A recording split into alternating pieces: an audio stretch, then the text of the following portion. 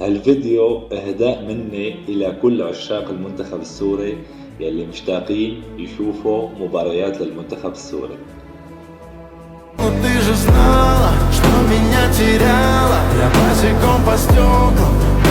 في مباراة للمنتخب السوري ب5 حزيران مع بيلاروسيا، مباراة ودية.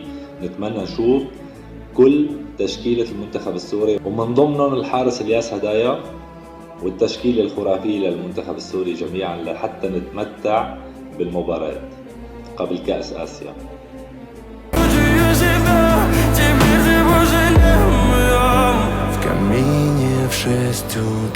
ما عم بيروح عن بالي هذا الفيديو يا جماعة، هاي المباراة بالذات مباراة المغرب ما عم تروح من بالي أبدا. بطولة كأس العرب كلياتها ما عم بقدر انساها. كل الحب والدعم إلى جميع لاعبي المنتخب السوري وما تنسوني بالمتابعة.